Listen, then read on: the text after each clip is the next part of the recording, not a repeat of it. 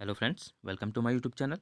तो फ्रेंड्स, इस वीडियो में हम यूपीएससी के प्रीवियस ईयर के हिस्ट्री के जो क्वेश्चन पूछे गए हैं उनको डिस्कस करेंगे, जिससे आपको आपके आने वाले एग्जाम में काफ़ी हेल्प मिलेगी और आपको यूपीएससी का एक पैटर्न भी पता चलेगा कि यूपीएससी किस तरह से क्वेश्चन पूछता है। तो चलिए शुरू करते हैं वीडियो को। फर्स्ट क्वेश्चन है, वुड डिस्पैच के बारे में निम्नलिखित में से कौन से कथन सत्य हैं। तो पहला क्या है, सहायता अनुदान व्यवस्था यानी कि ग्रांट इन एड शुरू की गई। दूसरा है, विश्वविद्यालयों की स्थापना की सिफारिश की गई। तीसरा है, शिक्षा के सभी स्तरों पर शिक्षण माध्यम के रूप में अंग्रेजी की सिफारिश की गई। तो ऑप्शन आप देख सकते हैं, ए है एक और दो सही है, बी है दो और तीन, सी क्या है एक और तीन सही है और डी क्या है एक दो और तीन तीनों सही है। तो इसका जो राइट आंसर है वो क्या हो जाएगा, ऑप्शन नंबर ए यानी कि एक और दो दोनों सही है। अब यहाँ पे तीसरा क्यों गलत है, क्योंकि यहाँ पे शिक्षा के सभी स्तरों पर शिक्षण माध्यम के रूप में अंग्रेजी की सिफारिश की बात की गई है, जबकि जो वुड का डिस्पैच था उसमें केवल क्या है, उच्च शिक्षा में ही अंग्रेजी भाषा के माध्यम की बात की गई थी।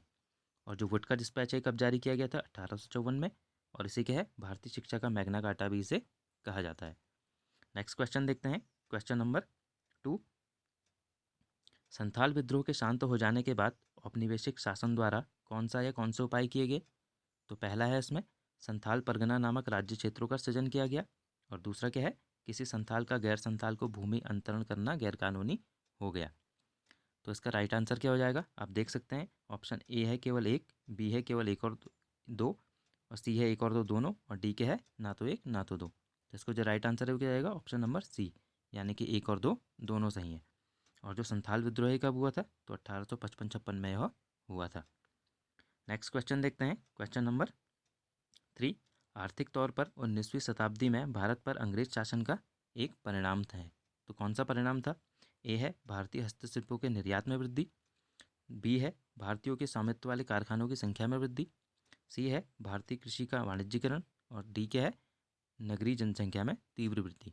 तो इसका जो राइट आंसर है वो क्या आ जाएगा, ऑप्शन नंबर सी यानी कि भारतीय कृषि का वाणिज्यिकरण इसका एक परिणाम था। नेक्स्ट क्वेश्चन देखते हैं, क्वेश्चन नंबर 4। 18वीं शताब्दी के मध्य इंग्लिश ईस्ट इंडिया कंपनी के द्वारा बंगाल से निर्यातक प्रमुख पानी पदार्थ क्या थे। तो ऑप्शन आप देख सकते हैं, ए है कपास तिलहन और अफीम, बी है चीनी नमक जस्ता और शीशा, सी है तांबा चांदी सोना मसाले और चाय, और डी क्या है कपास रेशम शोरा और अफीम। तो इसका जो राइट आंसर है वो क्या हो जाएगा, ऑप्शन नंबर डी इसका राइट आंसर हो जाएगा, यानी कि कपास रेशम शोरा और अफीम प्रमुख पानी पदार्थ थे जो बंगाल से निर्यात किए जाते थे। नेक्स्ट क्वेश्चन है, क्वेश्चन नंबर 5। निम्नलिखित में से कौन सा एक चंपारण सत्याग्रह का अति महत्वपूर्ण पहलू है। तो पहला क्या है, राष्ट्रीय आंदोलन में अखिल भारतीय स्तर पर अधिवक्ताओं विद्यार्थियों और महिलाओं की सक्रिय सहभागिता, बी है राष्ट्रीय आंदोलन में भारत के दलित और आदिवासी समुदायों की सक्रिय भागीदारी, सी दिया है इसमें भारत के राष्ट्रीय आंदोलन में किसान असंतोष का सम्मिलित होना, और डी क्या है रोपण फसलों तथा वाणिज्यिक फसलों की खेती में भारी गिरावट। तो उसका जो राइट आंसर है वो क्या हो जाएगा, ऑप्शन नंबर सी यानी कि भारत के राष्ट्रीय आंदोलन में किसान असंतोष का सम्मिलित होना चंपारण सत्याग्रह का एक प्रमुख परिणाम था। और चंपारण सत्याग्रह कब हुआ था, तो कब हुआ था ये 1917 में यह हुआ था।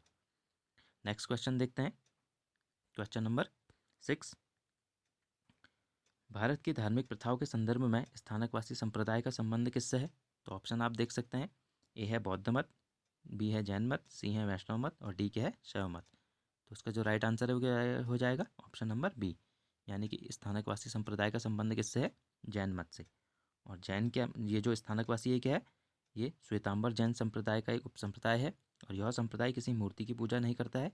और इस संप्रदाय की स्थापना 1653 के आसपास किसने की थी, लवजी नामक एक व्यापारी ने की थी। नेक्स्ट क्वेश्चन देखते हैं, क्वेश्चन नंबर 7।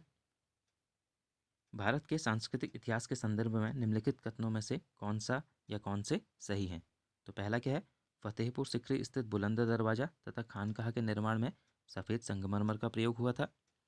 दूसरा क्या है, लखनऊ स्थित बड़ा इमामबाड़ा और रूमी दरवाजा के निर्माण में लाल बलुआ पत्थर और संगमरमर का प्रयोग हुआ था। तो ऑप्शन आप देख सकते हैं कि केवल एक सही है, केवल दो, सी क्या है एक और दो दोनों सही है, और डी क्या है ना तो एक ना तो दो। तो इसका जो राइट आंसर है वो क्या हो जाएगा, ऑप्शन नंबर ए इसका राइट आंसर हो जाएगा, यानी कि केवल एक सही है। अब दूसरा क्यों गलत है यहाँ पे, क्योंकि बड़ा इमामबाड़ा और रूमी दरवाजा को बनाने में ईंटों और चूने का प्रयोग किया गया था। नेक्स्ट क्वेश्चन देखते हैं, क्वेश्चन नंबर 8। इनमें से किसने अप्रैल 1930 में नमक कानून तोड़ने के लिए तंजौर तट पर एक अभियान संगठित किया था? तो ऑप्शन आप देख सकते हैं, ए है चिदम्बरम पिल्ले, बी है सी राजगोपालाचारी, और ये है के कामराज, और ये क्या है एनी बेसेंट। तो इसका जो राइट आंसर है वो क्या हो जाएगा? ऑप्शन नंबर बी, यानी कि सी राजगोपालाचारी इसका राइट आंसर हो जाएगा। और जो सी राजगोपालाचारी ये क्या है, तमिलनाडु के एक गांधीवादी नेता थे, और अप्रैल 1930 में तिरुचेनगोड आश्रम से त्रिचिरापल्ली के वेदारण्य तक इन्होंने क्या है नमक कानून तोड़ने हेतु यात्रा की थी। नेक्स्ट क्वेश्चन देखते हैं, क्वेश्चन नंबर 9। भारतीय इतिहास के संदर्भ में निम्नलिखित में से कौन भावी बुद्ध हैं जो संसार की रक्षा हेतु अवतरित होंगे? तो ऑप्शन आप देख सकते हैं, ए है अवलोकितेश्वर, बी है लोकेश्वर, सी है मैत्रेय, और डी के है पद्मपाणि। तो इसका जो राइट आंसर है वो क्या हो जाएगा? ऑप्शन नंबर सी, यानी कि मैत्रेय इसका राइट आंसर हो जाएगा। और जो ये क्या है मैत्रेय है, ये क्या है परलोक सिद्धांत के अनुसार मैत्रेय शब्द का जो अर्थ है वो क्या है भावी बुद्ध है, और मैत्रेय बुद्ध पांचवें बुद्ध के रूप में होंगे जिनका आविर्भाव इस युग में होगा। नेक्स्ट क्वेश्चन देखते हैं, क्वेश्चन नंबर 10। लॉर्ड वेलेजली द्वारा लागू की गई सहायक संधि व्यवस्था के बारे में निम्नलिखित में से कौन सा लागू नहीं होता है? तो ध्यान रखिएगा, यहाँ पे लागू नहीं होता है पूछा गया है। तो ए है दूसरों के खर्च पर एक बड़ी सेना बनाए रखना, बी है भारत को नेपोलियन के खतरे से सुरक्षित रखना, सी है कंपनी के लिए एक नियत आय का प्रबंध करना, और डी क्या है भारतीय रियासतों के ऊपर ब्रिटिश सर्वोच्चता स्थापित करना। तो इसका राइट आंसर क्या हो जाएगा? ऑप्शन नंबर सी, यानी कि कंपनी के लिए एक नियत आय का प्रबंध करना जो लॉर्ड वेलेजली की सहायक संधि थी इसका उद्देश्य नहीं था, और जो बाकी तीन है ये क्या इस सहायक संधि के उद्देश्य थे। नेक्स्ट क्वेश्चन देखते हैं, क्वेश्चन नंबर 11। निम्नलिखित में से किससे या किनसे भारत में अंग्रेजी शिक्षा की नींव पड़ी? तो पहला क्या है 1813 का चार्टर एक्ट, बी है general committee of public instruction 1823, और सी क्या है प्राच्यविद और आंग्लविद विवाद। तो ऑप्शन आप देख सकते हैं कि केवल एक और दो सही है, और बी क्या है केवल दो सही है, सी है एक और तीन सही है, और डी क्या है एक दो तीन तीनों सही है। तो इसका जो राइट आंसर है वो क्या हो जाएगा? ऑप्शन नंबर डी, यानी कि एक दो और तीन तीनों सही है, यानी कि इन तीनों से भारत में अंग्रेजी शिक्षा की नींव पड़ी थी। नेक्स्ट क्वेश्चन है क्वेश्चन नंबर 12। 1920 में निम्नलिखित में से किसने अपना नाम परिवर्तित कर स्वराज सभा रख लिया? तो ऑप्शन आप देख सकते हैं, ए है All India Home Rule League, B है हिंदू सभा, सी है साउथ इंडियन लिबरल फेडरेशन, और डी के है the Servant of India Society. तो इसका जो राइट आंसर है वो क्या हो जाएगा? ऑप्शन नंबर ए, यानी कि all India Home Rule league ने अपना नाम क्या कर लिया था? स्वराज सभा कर लिया था। नेक्स्ट क्वेश्चन देखते हैं, क्वेश्चन नंबर 13। निम्नलिखित में से कौन सी घटना सबसे पहले हुई? तो ऑप्शन आप देख सकते हैं, ए है स्वामी दयानंद ने आर्य समाज की स्थापना की, बी है दीनबंधु मित्र ने नील दर्पण का लेखन किया, सी है बंकिम चंद्र चट्टोपाध्याय ने आनंद मठ का लेखन किया, और डी क्या है Satyendranath Tagore Indian Civil Service परीक्षा में सफलता पाने वाले प्रथम भारतीय बने। तो इसका जो राइट आंसर है वो क्या हो जाएगा? ऑप्शन नंबर बी, यानी कि दीनबंधु मित्र ने नील दर्पण का लेखन इसमें किया सबसे पहले। और कब किया था ये? 1860 में। और जो सत्येंद्रनाथ टैगोर को इंडियन सिविल सर्विस परीक्षा में सफलता प्राप्त हुई कब हुई थी? 1863 में। और दयानंद सरस्वती ने आर्य समाज की स्थापना कब की? 1875 में। और बंकिम चंद्र चट्टोपाध्याय ने आनंद मठ का लेखन कब किया था? 1882 में। तो ये भी इंपॉर्टेंट फैक्ट है ना, याद रखिएगा। नेक्स्ट क्वेश्चन देखते हैं, क्वेश्चन नंबर 14 कि भारत के औपनिवेशिक शासन के दौरान शैक्षणिक संस्थाओं के संदर्भ में निम्नलिखित युग्मों में से कौन सही सुमेलित है? यानी कि एक तरफ आपको संस्थान दिए हैं और दूसरी तरफ उसके संस्थापक, और आपको बताना है कौन से सही सुमेलित हैं। तो पहला है बनारस का संस्कृत कॉलेज, विलियम जोन्स। दूसरा है कोलकाता मदरसा, वो क्या है वॉरेन हेस्टिंग्स।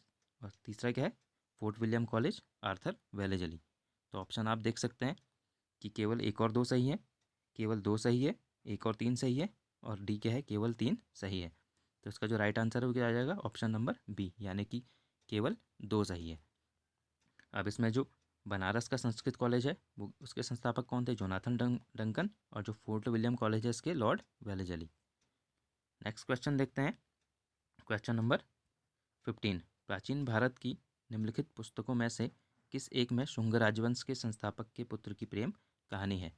तो ऑप्शन आप देख सकते हैं, पहला है स्वप्रसाव दत्ता, दूसरा है मालविका अग्निमित्र, सी है मेघदूत, और डी के है रत्नावली। तो इसका जो राइट आंसर है वो क्या हो जाएगा? ऑप्शन नंबर 20 का राइट आंसर हो जाएगा, यानी कि मालविका अग्निमित्र इसका राइट आंसर है। और मालविका अग्निमित्र क्या है? कालिदास द्वारा लिखा गया है, और यह क्या है एक संस्कृत नाटक है, और यह नाटक क्या है शुंग सम्राट अग्निमित्र की प्रेम कहानी है। नेक्स्ट क्वेश्चन देखते हैं, क्वेश्चन नंबर 16। मध्यकालीन भारत में महत्तर और पट्टिकिल पदनाम किन के लिए प्रयुक्त होते थे? तो ऑप्शन आप देख सकते हैं, पहला है सैन्य अधिकारी, दूसरा है ग्राम मुखिया, सी है वैदिक कर्मकांड के विशेषज्ञ, और डी क्या है, शिल्प श्रेणियों के प्रमुख। तो इसका जो राइट आंसर है वो क्या हो जाएगा, ऑप्शन नंबर बी, यानी कि जो महत्तर और पट्टिकल शब्द किसके लिए प्रयोग होते थे, ग्राम मुखिया के लिए प्रयुक्त होते थे। नेक्स्ट क्वेश्चन है क्वेश्चन नंबर 17। भारतीय इतिहास के मध्यकाल में बंजारे सामान्यतः कौन थे? तो ऑप्शन आप देख सकते हैं, कृषक, योद्धा, बुनकर और व्यापारी। तो इसका जो राइट आंसर है वो क्या हो जाएगा, ऑप्शन नंबर डी इसका राइट आंसर हो जाएगा, यानी कि ये क्या थे, व्यापारी होते थे। और यह क्या थे, ट्रांसपोर्टरों का सामान, यानी कि नमक, अनाज, जलाऊ लकड़ी, पशु आदि एक स्थान से दूसरे स्थान तक ले जाते थे, और इन्हें खानादोष व्यापारी भी कहते थे। नेक्स्ट क्वेश्चन देखते हैं, क्वेश्चन नंबर 18।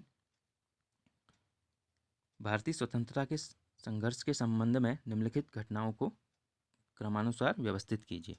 तो ऑप्शन आप देख सकते हैं, पहला क्या है, रॉयल इंडियन नेवी में गदर, दूसरा क्या है, भारत छोड़ो आंदोलन का प्रारंभ, और तीसरा क्या है, द्वितीय गोलमेज सम्मेलन। तो ऑप्शन आप देख सकते हैं, 1, 2 व 3, 2, 1 व 3, 3, 2, 1, और क्या है, 3, 1, 2। तो इसका जो राइट आंसर है वो क्या हो जाएगा, ऑप्शन नंबर सी, यानी कि 3, 2, 1 इसका राइट आंसर हो जाएगा। जो द्वितीय गोलमेज सम्मेलन था वो कब, 1931, और भारत छोड़ो आंदोलन 1942, और रॉयल इंडियन नेवी में गदर 1946। नेक्स्ट क्वेश्चन देखते हैं, क्वेश्चन नंबर 19। कैबिनेट मिशन के संदर्भ में निम्नलिखित में से कौन सा या कौन से कथन सही है? तो पहला क्या है, इसने एक संघीय सरकार की सिफारिश की, दूसरा क्या है, इसने भारतीय न्यायालयों की शक्तियों का विस्तार किया, और तीसरा क्या है, इसने आईसीएस में और अधिक भारतीयों के लिए उपबंध किया। तो ऑप्शन आप देख सकते हैं कि केवल एक सही है, बी है 2 और 3 सही है, सी है 1 और 3, और डी क्या है, कोई नहीं। तो इसका राइट आंसर क्या हो जाएगा, ऑप्शन नंबर ए, यानी कि इसने केवल क्या है, एक सही है, जो इसने क्या करा था, संघीय सरकार की सिफारिश की थी। नेक्स्ट क्वेश्चन देखते हैं, क्वेश्चन नंबर 20। स्वदेशी और बहिष्कार पहली बार किस घटना के दौरान संघर्ष की स्थिति के रूप में अपनाए गए? तो पहला इसमें क्या दिया है, बंगाल विभाजन के विरुद्ध आंदोलन, दूसरा है होम रूल आंदोलन, तीसरा है असहयोग आंदोलन, और चौथा क्या है, साइमन कमीशन की भारत यात्रा। तो इसका जो राइट आंसर है वो क्या आ जाएगा, ऑप्शन नंबर ए, यानी कि ये ए बंगाल विभाजन के विरुद्ध आंदोलन में अपनाए गए थे। तो फ्रेंड्स, आज हमने जो इम्पोर्टेंट क्वेश्चन थे यूपीएससी द्वारा पूछे गए थे उनको डिस्कस किया। मिलते हैं नेक्स्ट वीडियो में। Thank you friends.